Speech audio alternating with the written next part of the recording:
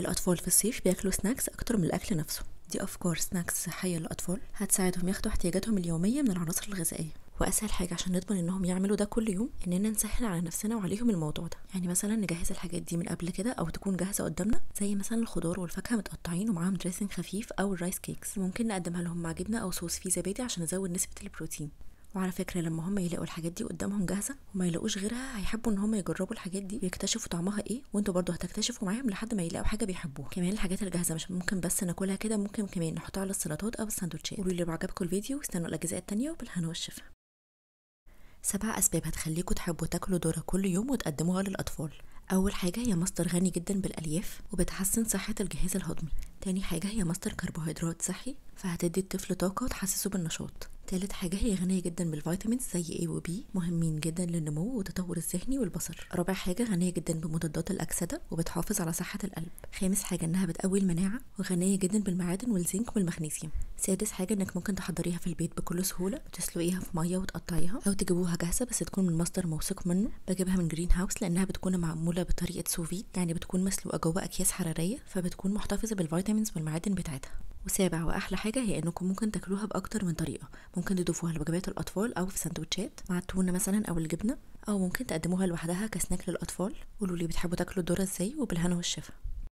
الاطفال في الصيف بيحبوا ياكلوا حلويات كتير. تعالوا نشوف ازاي هنعمل ده بطريقه صحيه. الفاكهه هي احلى بديل للحلويات للاطفال، سواء الفاكهه الكبيره واحنا نقطعها لهم ونجهزها لهم في البيت او نجيبها جاهزه من بره من مصدر موثوق، والاحلى بقى الفاكهه الصغيره اللي هم يقدروا ياكلوها لوحدهم، اللي مش محتاجه تقشير وتقطيع، وده علشان نسهل عليهم الفاكهه كل يوم. او لو فواكه في منها فان سايز او ميني. علشان كده لو تلاحظوا ان دايما لما بنجيب مثلا موز وبرتقان في البيت، دايما الموز بيخلص قبل البرتقان لان الموز بيبقى سهل تقشيره.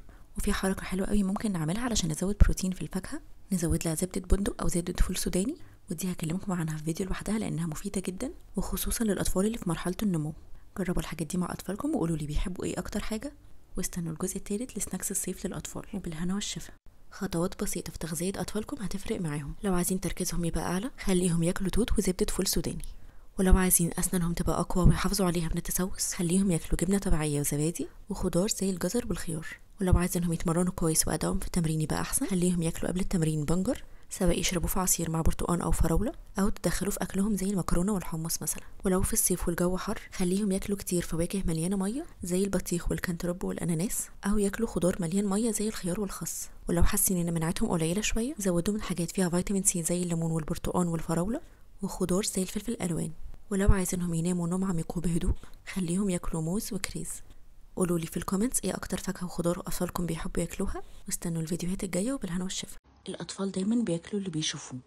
دول 3 افكار هيساعدوهم ياكلوا خضار وفاكهه اكتر او سناكس صحيه، زي الفشار والحاجات المخبوزه والمعموله في البيت. اول حاجه الحمص مع الخضار.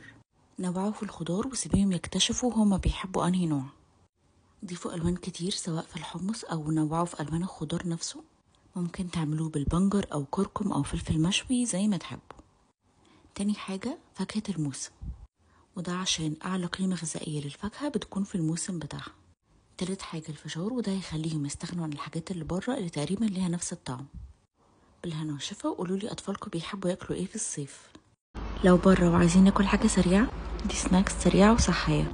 حمص مع خضار، بروتين وألياف، الترمس فيه نسبة بروتين عالية، زبادي يوناني سواء سادة أو بالفاكهة، أو لو مع جرانولا هيشبع فترة طويلة، البذور أو اللب، وفي منه متقشر لو احنا مستعجلين او لو عايزين نحطه على السلطة. في فوائد كتير ونسبة بروتين كويسة. الفواكه وبالذات التوت لان ده الموسم بتاعه مليان مضادات اكسدة، والخضار والفاكهة المتقطعة. سناكس صحية تنفع على البحر او واحنا قاعدين في العيد. كلنا بنحب ناكل حاجات حلوة واحنا في الاجازات. في حاجات كتير صحية وحلوة ممكن نحطها جنب الحاجات التانية عشان تعمل توازن. الفشار والترمس حلوين جدا. الفاكهة وبالذات الفاكهة اللي حجمها صغير وينفع تتاكل بالواحدة، او في الجو ده بنبقى محتاجين الفاكهة اللي مليانة مية وفريش اكتر. ممكن واحنا قاعدين ننقنق على حاجات مليانة بروتين زي الحمص مثلا، ممكن نجيبه من بره او نعمله في البيت. اي فواكه متقطعه وجاهزه اكيد هتبقى افيد. الشوكولاته الغامقه ممكن نعمل بيها وصفات كتير، او ناكلها مع تمر او فاكهه لو احنا بنحب الحاجات المسكره. ولو مش هنلحق نعمل كل ده، ممكن ناخد فواكه مجففه او تشيبس يكون فيه بروتين عالي، وده هيحسسنا بالشبع اكتر. قولوا اللي بتاكلوا ايه في العيد، وكل سنه وانتم طيبين.